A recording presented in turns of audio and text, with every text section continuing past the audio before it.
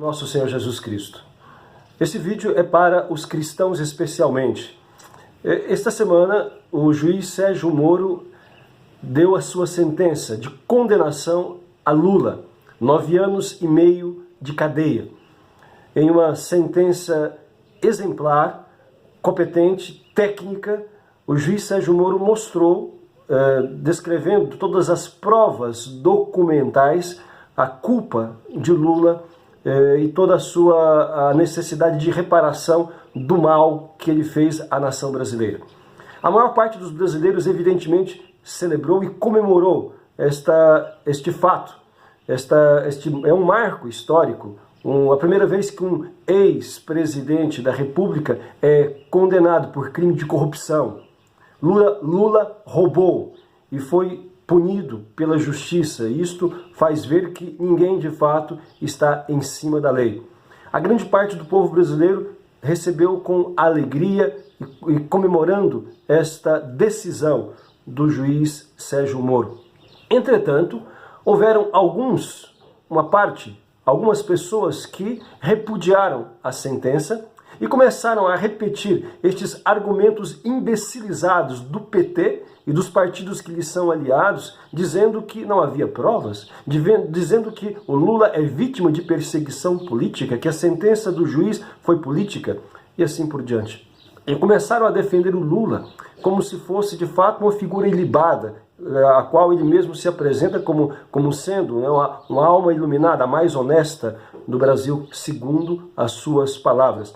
Meus amados irmãos, é estarrecedor ver cristãos defender este indivíduo. É estarrecedor ver cristãos, ainda que não sejam tantos, mas defender este sujeito.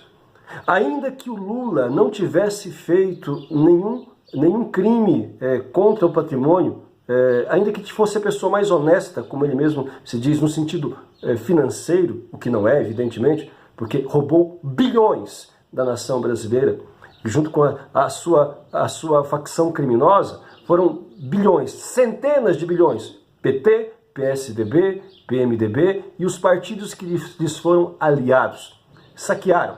Mas ainda que ele não tivesse feito isso, há outras razões pelas quais nós cristãos temos que repudiá-lo enquanto pessoa e enquanto político. Lula, desde o início, defendeu o aborto. Desde o início, o Lula advogou a matança de crianças não nascidas, colocando isto, repetindo a falácia do PT, colocando isso como caso de saúde pública. O único caso de saúde pública ali é a língua e as atitudes dele, que enganaram pessoas, a nação brasileira como um todo, e por causa de suas falcatruas deixou a saúde em frangalhos, porque não há recursos para poder prover os hospitais com médicos, com equipamentos, com uma gestão competente e assim por diante. Meus irmãos, um cristão que se digne realmente dar-se este nome, que se digne se dizer seguidor de Jesus Cristo, ele jamais pode apoiar alguém, um partido, uma pessoa, um candidato, um político que defenda o aborto. A pessoa abortista é o tipo de pessoa mais canalha que existe, desgraçada com todo o sentido da palavra. Porque quem advoga o assassinato de crianças ainda não nascidas é uma pessoa covarde, é uma pessoa genocida, é uma pessoa indigna mesmo, não apenas de ser chamado de cristão, mas de ser chamado de ser humano, É monstruoso alguém que advogue o assassinato de crianças que não nasceram. É o tipo de gente covarde e que quer prevalecer por em cima da fragilidade daqueles que não podem se defender. Lula sempre foi abortista, sempre defendeu o aborto, tentou enfiar goela abaixo por todos os meios o aborto na nossa legislação. Depois, continuado por Dilma, também fez leis facilitando a prática do aborto e quis enfiar também o financiamento público para a prática de abortos, realizado pelo Sistema Único de Saúde. Vários petistas, como Luiza Erundina, como Dilma, como Lula e outros, na prática, quando governaram algum lugar, colocaram a prática do aborto em hospitais públicos. Como um cristão, portanto, pode defender esse indivíduo? Ele que, além do aborto, advogou e implantou, através dos ministros que ele plantou no Supremo Tribunal Federal, mesmo contra a nossa Constituição, implantou a união civil homossexual. Implantou, em certo sentido, na prática, a liberação do consumo de drogas. A liberação do consumo de drogas e agora advoga ainda uma liberalização maior. Um indivíduo como Lula, que defende os valores que ele defende, os contra-valores que ele defende, aborto, ideologia de gênero, ideologia gay, a pessoa que defende a liberação das drogas, a pessoa que defende a ideias socialistas e marxistas, ele não pode jamais ser votado por um cristão. Não pode ser apoiado por um cristão. É vergonhoso alguém que se dê a si mesmo o nome de cristão, chamando, portanto, este indivíduo de herói, fazendo com que ele pose como vítima perseguida por outros malvados que não lhe querem bem. Jesus Cristo diz uma coisa, ninguém pode servir a dois senhores. Ninguém pode servir a Jesus Cristo e seguir a Cristo e seguir o Lula. Ou uma coisa ou outra. Se a pessoa se declara cristã, ela não pode ser petista, ela não pode ser lulista, ela não pode ser socialista nem comunista, ela não pode ser de esquerda, ela não pode, portanto, defender essas práticas abomináveis aos olhos de Deus. Se nós detemos um nome de cristãos, nós temos que ter coerência com a nossa fé, ou então sejamos coerentes e renunciemos a esta fé. Não nos contemos entre o número dos seguidores de Cristo se nós defendemos o contrário daquilo que Cristo ensinou. Vergonhoso! Nós jamais podemos colocar no poder pessoas que advoguem leis contra a lei de Deus, porque acham que a nossa sociedade está como está. Porque acham que a nossa sociedade está como está, as nossas famílias estão fragilizadas, sendo destruídas sistematicamente, e a nossa sociedade cada vez mais apodrecida, porque os valores que a sustentavam e ainda a têm sustentado estão sendo solapados.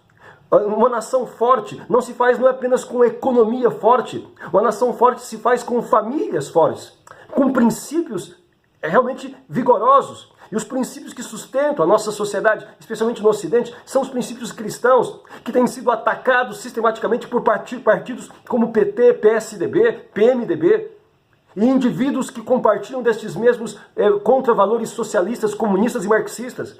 Como é possível, portanto, que alguém se diga cristão e venha apoiar esse tipo de gente? Meus amados irmãos, coloquem a mão na consciência. Coloquem a mão na consciência e parem um pouco e pensem. O que nós queremos para o nosso futuro? Nós queremos isto que está aí? Veja, o que está acontecendo? O PT, além de ter destruído, junto com o PSDB começou toda esta, que também é de esquerda, que também é socialista, que também é fabiano, quer dizer, é um comunismo intelectual. Então, estes partidos, PSDB, PT e os outros que lhes são aliados, começaram esse processo de destruição da nossa cultura cristã, dos valores cristãos, quando então foram aprovando e dando as bases jurídicas para a implantação de leis que destroem os valores e que nos escravizam no mais profundo socialismo, como tem acontecido o resultado agora, na violência que explode, nos crimes que se alastram, enfim, na perda dos valores pessoais, individuais, na perda da nossa liberdade, no aumento de impostos que são cada vez mais escorchantes.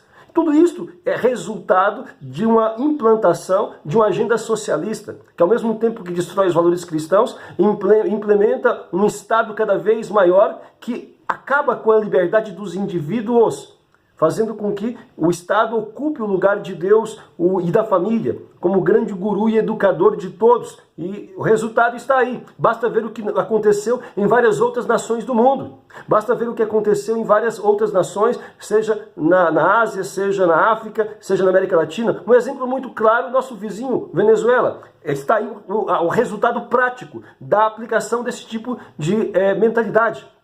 Meus amados irmãos, cada um coloque a mão na sua consciência e veja bem, nós não podemos apoiar pessoas, indivíduos que sejam a favor do aborto, a favor da ideologia de gênero, a favor da liberação das drogas, a favor, enfim, de qualquer contravalor, de qualquer coisa que venha que seja contra a nossa fé. Cada um, portanto, faça a sua parte. rejeite desde já. Já estão começando aí os preparativos para as próximas eleições. Não se filie, não se comprometa com essa gente. Rejeite com todas as suas forças isto que representa valores anticristãos. Que a Santíssima Virgem nos abençoe e nos ajude a termos clareza e juízo suficiente para podermos sermos coerentes com o Evangelho de seu Filho Jesus. Louvado seja nosso Senhor Jesus Cristo.